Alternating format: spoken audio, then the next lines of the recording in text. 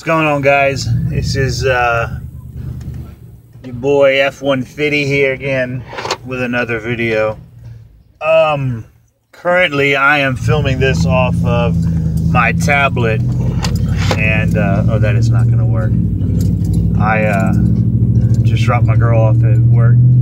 We are headed back to the house because we're getting some renovations done. So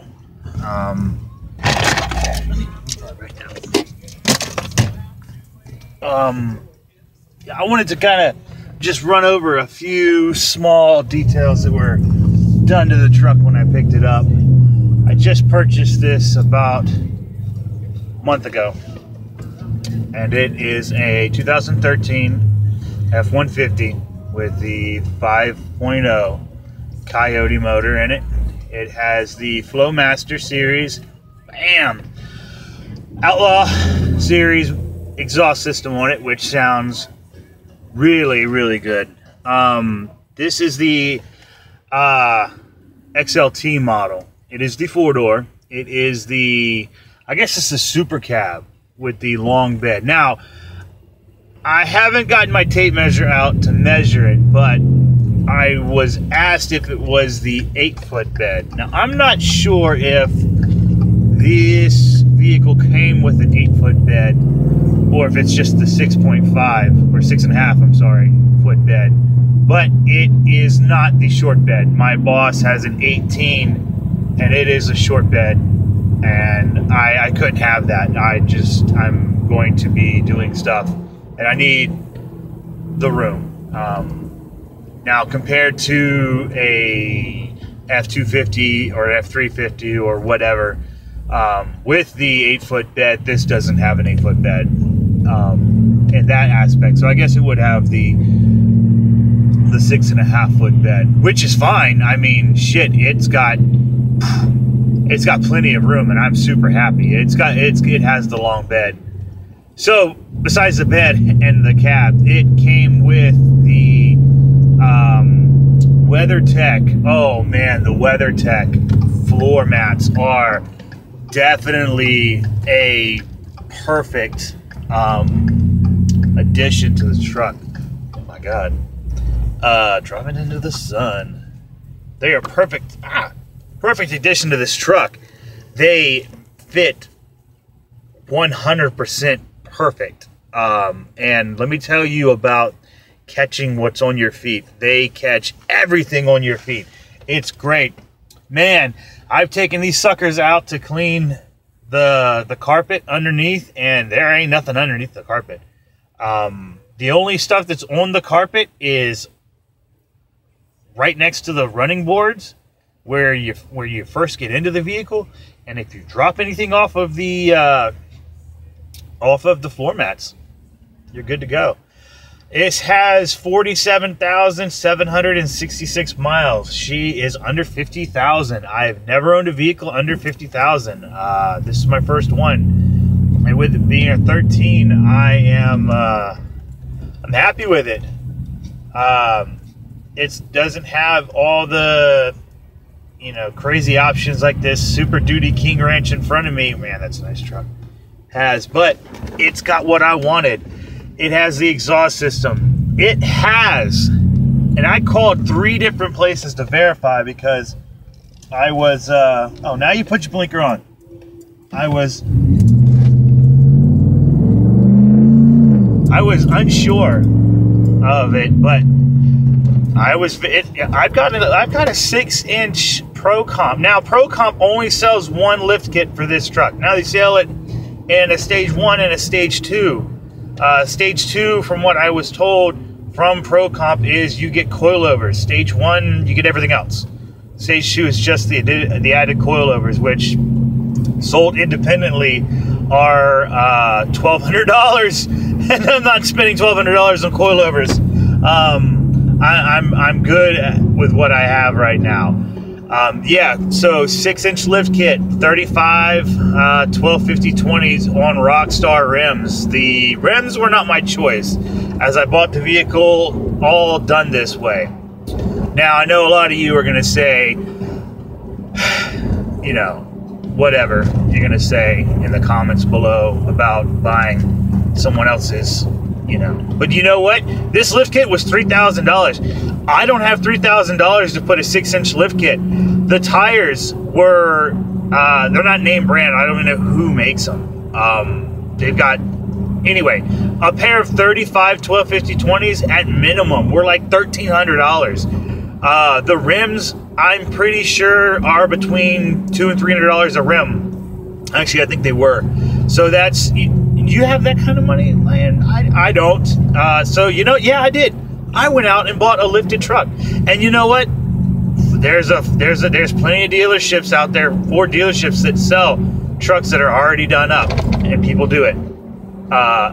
And I don't have any shame behind doing it. But I did read I saw a video about buying a lifted truck that because I don't know when this was put on, how many miles, or you know when ago it was done.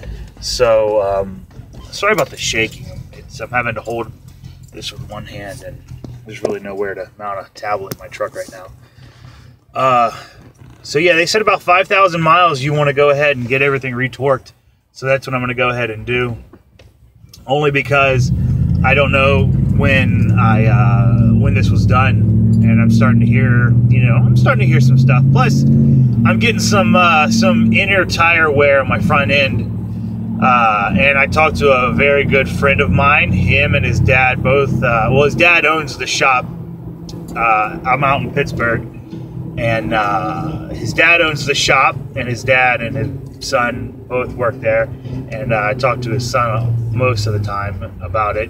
He's a good friend of mine. But he told me, he's like, anytime you lift a truck, you're always going to wear your tires out really, you know, a lot faster. And no matter what, even if you get your alignment dead nuts on, you're gonna wear your tires.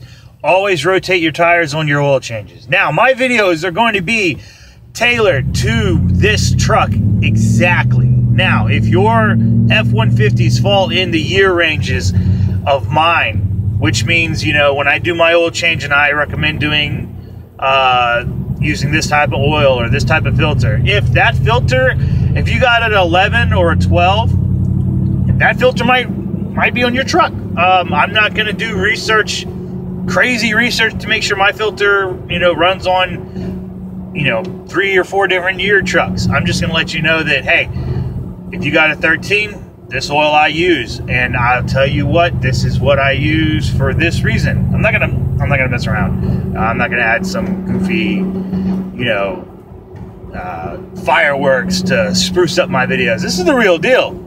I mean, I work at I'm a mechanic. I work at a diesel shop. I work on trucks all damn day. So I'm constantly dirty by choice for the most part. I mean, I got gloves and I change my clothes and stuff, but you know what I mean. Kind of makes you feel good. Kind of gives you, you know, I did something for the day. You know, I'm a messy mechanic. That don't mean I'm a bad mechanic. I mean, I'm not the best mechanic. I've only been doing this for, you know, 10 years. But I'm not a master. There's stuff that I still don't know. There's stuff that I forget. But anyway, back to my little pickup up truck. Yeah, so the seat covers, the exhaust, it's got, oh dude, so it has a K&N intake. Don't know the model, or don't know exactly what kind it is, but it's a K&N one, and it's the stupid reusable ones. I'm not a fan of them. I don't like the oil. I don't like the fact that you have to clean it, then you oil it, and you let it sit. Now, I called Summit Racing. They sell for basically the same price. They sell a dry filter where you don't use the oil. You don't have to wait that 24 hours for it to, you know, to dry out. And guess what? If you don't wait that 24 hours, and you spray that oil on that filter and you're like, I got to go somewhere, but my truck's down because of this oil, I'm screwed because I have to wait. Or if you do just decide to say, you you know, whatever, I'm going anyway, and you put that filter on, you're going to suck all that oil into your motor. And that's going to clog up a lot of stuff. Let's see here. It'll clog up your intake, your sensor in there. Like I said, I don't know all the terminology. It eludes me at times, like right now. Usually when I make these videos, I forget the correct names of stuff. Your mass airflow sensor, that'll get clogged. It'll start throwing codes. And you really just don't want to suck that into your motor. That's not that. You just want air. You don't want oil. So don't freaking do it. So that's why I don't want to do it. I refuse. Holy crap! I cannot clean my windshield. Apparently, I refuse to buy an oiled intake. That's why I haven't. That's why I'm trying to get rid of this one as quickly as I can, because it sucks. I mean, it doesn't suck. I just don't want to wait the 24 hours. I'm lazy, I guess. But it's that extra step that I don't want to do when I can spend the same money on a new air intake and it'll be a dry one. All I got to do is wash it off and let it dry and I'm done. How easy is that? Just wash it off, clean it out, and you're done. And if you happen to need to just blow it out, always go from the inside out. Always blow the filters inside out. We used to do that in the military. We used to take our giant cone filters from the Humvees. We'd take them, you stick the air nozzle inside the filter, and you would blow the air out the opposite way as it comes in. So there's that. It's lifted, the rims, the tires. It's got I guess it's not a push bumper, it's like a brush guard deal. I am in the market for new headlights. The headlights they're not bad. The only thing is I want them to be a little brighter. They got that yellow tint to them because they're halogen for one. But I would just like to see a lot more clear. A lot clearly at night. But I mean, even if I don't change them, I'm not going to suffer throughout my drive. I just, you know, all these vehicles are switching over to LED lights because, you know, they found that LEDs are superior product over the halogen lights. They last longer. They don't fail as often. They are a little bit more expensive over the stock ones. Now, if you go with the upgraded ones, now there's, you know, I forget the name brand, but Silver Star or whatever. They have three kinds of halogen lights, but those you can get almost $50 for a set of headlights, bulbs, and they're almost the same price as a moderately quality HID kit you can get off of Amazon or eBay. I really like to stay away from eBay because you can get some you're really testing your luck with eBay. Now, I'm not saying all stuff on eBay is junk. I'm just saying that you really run the risk of losing money on eBay. I've talked to a lot of people who go with, what is this Jaguar doing, dude? You are not going to make that. There you go, buddy. They've gotten a lot of headlight housings, light bulbs, you know, stuff like that were made overseas, and the page looked really nice, but the product was very inferior, and they suffered. So they wasted their money, wasted their time. Amazon really sells pretty good products. If not, I mean, you can always just buy it straight from a manufacturer. For trucks, I mean, I go with Car ID. It's a good place to browse around these Fords, man. I don't know. There's a couple websites. I'm always on YouTube checking out other people's videos. seeing what they review. And it's really hard to get a decent review on just bulbs that I've been able to try to find for these trucks. Because, I mean, I'm not looking for just, I don't want something like a pattern. I'm looking for, you know, I want to keep the pattern I have, but I want it to be a lot brighter. But I don't want to be just one of those other jagoffs who has a bright, it's just bright, that's it. I just don't want it to be bright when you look at it. I want it to be a quality on the road. Now, speaking of quality on the road, my truck's lifted 6 inches on 35s. My headlights look like the high beams are on. And if you come across my truck, my regular headlights are on. I don't ride around with my high beams. I'm not an idiot. I know what that little blue light is, and it's not on all the time. I'm not dumb, you idiots. Turn them off. There's a light that indicates your high beams are on. Now mine are the regular daytime. They're not high beams, but because my truck is high, everyone thinks they're on. And I'm not adjusting them. Oh, no. I'm not adjusting them. I don't care if y'all think I'm a dick or a jerk or whatever for blinding people. Hey, it is what it is. But guess what?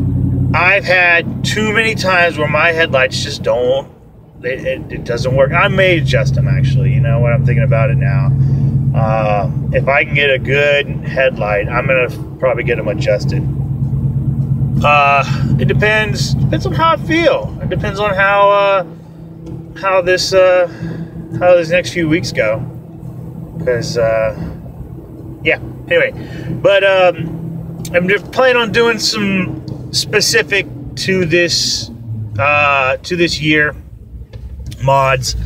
Not really trying to go outside of this truck, obviously, because that would be pointless and stupid.